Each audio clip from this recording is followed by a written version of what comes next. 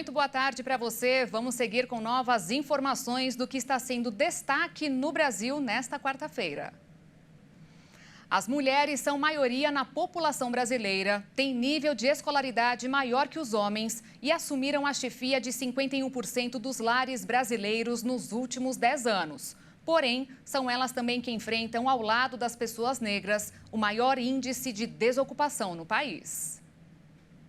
Segundo a Pesquisa Nacional por Amostra de Domicílios, no último trimestre de 2023, a taxa de desemprego entre as mulheres ficou em 9,2%, enquanto os homens atingiram o índice de 6%. E nem mesmo a maior escolaridade entre elas tem sido capaz de mudar esse quadro. Enquanto 19,4% das mulheres com 25 anos ou mais têm nível superior, apenas 15% dos homens da mesma faixa etária têm essa formação. Eu conversei com uma especialista que explica por que as mulheres têm enfrentado as maiores taxas de desemprego no Brasil. Acompanhe.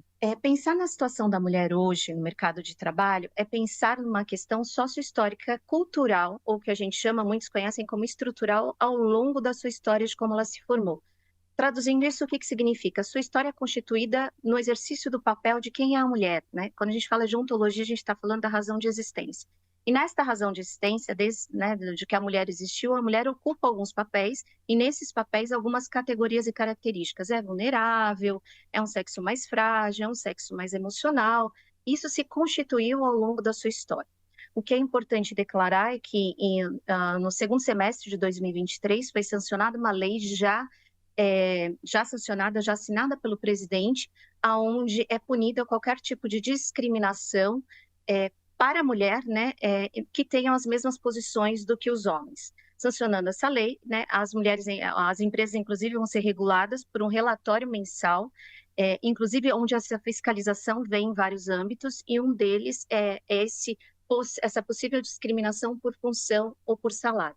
Então, é importante a gente olhar, né, para esse momento que nós estamos vivendo sócio-histórico e falar nessa mulher do futuro, que é essa mulher que se conhece, se apropria e que busca os seus talentos e se afirmar em cima do seu talento e não do seu gênero. 97% dos pais consideram importante que os filhos participem de atividades culturais para o seu desenvolvimento. De acordo com o levantamento, a participação melhora ainda o desempenho escolar. A pesquisa Hábitos Culturais, realizada pela Fundação Itaú, em parceria com Datafolha, ouviu 2.405 pessoas de 16 a 65 anos em todas as regiões do país. 67% dos entrevistados tinham filhos. Os resultados apontaram que o índice de pais que concordam que as atividades culturais são importantes para o desempenho de seus filhos na escola é maior entre as classes sociais mais altas. 97% fazem parte das classes A e B. Já nas classes D e E, o índice foi um pouco menor, somando 91%. Na classe C, 96% dos pais concordaram com essa afirmação. Entre os pais entrevistados, a maioria considera que a exposição a atividades culturais influencia positivamente o relacionamento em casa e também com outras pessoas. A pesquisa também revelou que as atividades culturais influenciam positivamente nas competências e habilidades socioemocionais das crianças e dos adolescentes.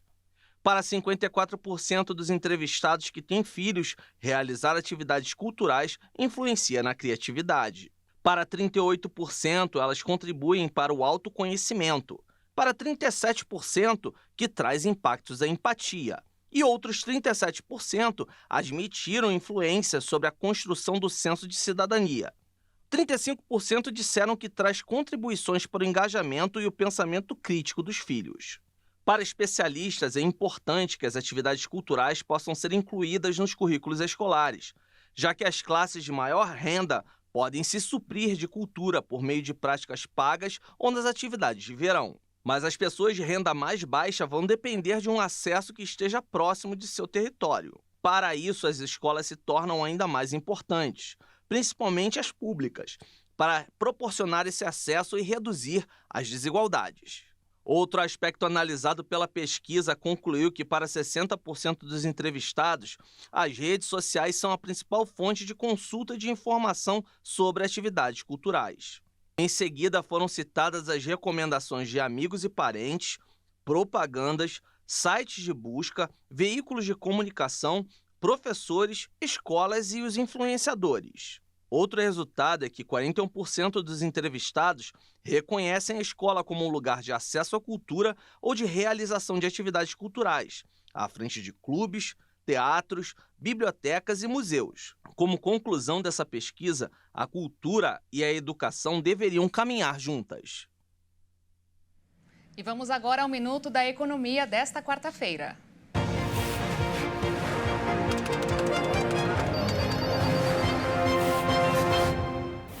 Quando falamos em economia, a primeira reação de muitas pessoas é levantar para tomar um café. Um assunto complicado com várias palavras difíceis para entender. Mas o tema é muito mais importante do que parece, além do salário, lucro ou rendimento que caem na conta da grande maioria. Basta olhar no espelho. Esta semana saíram vários indicadores sobre a obesidade. O planeta já tem mais de 1 bilhão de habitantes com esta condição. Se alguém achou que mudei o tema para o de saúde, se enganou. É que estes quilos a mais na balança custam caro não apenas para quem acumula novas doenças, mas também aos países do mundo inteiro.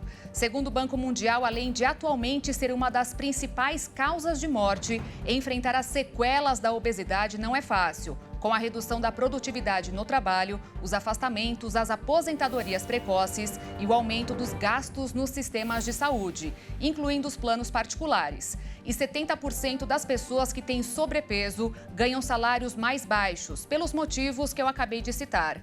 E pelo que tudo indica, só vamos continuar ouvindo estes relatórios e balançando a cabeça para reprovar a situação dos outros. Porque, segundo o Banco Mundial, os números aumentam sem parar. E no Brasil, daqui uns 30 anos, quem está hoje com uns quilinhos a mais passará para o grupo dos obesos, com uma dívida de 50 bilhões de reais para o país.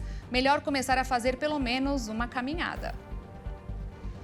O Brasil está perto de ganhar sua moeda digital oficial, o Drex. O real digital que trará inovação ao mercado está em fase de testes.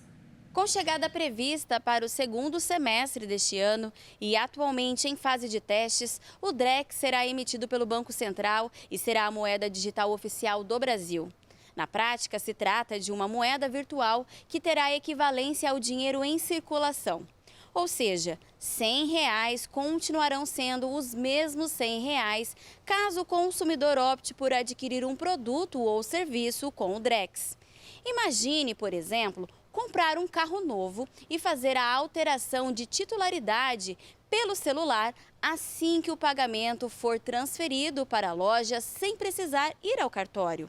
Ou fazer um investimento em renda ou ações no final de semana sem ser obrigado a criar apenas uma ordem na plataforma da corretora. Ou ainda, resgatar um investimento em um domingo e ter o valor na conta em segundos. Estas são algumas formas de uso previstos na nova plataforma. O Drex representa mais um passo em direção à digitalização da economia brasileira e deverá proporcionar um ambiente seguro e regulado, bem como fomentar a geração de novos negócios e o acesso mais democrático aos benefícios tecnológicos, assim como aconteceu com o Pix. Essa edição fica por aqui. Eu volto às 10 da noite ao vivo com mais informações para você. Te espero. Tchau.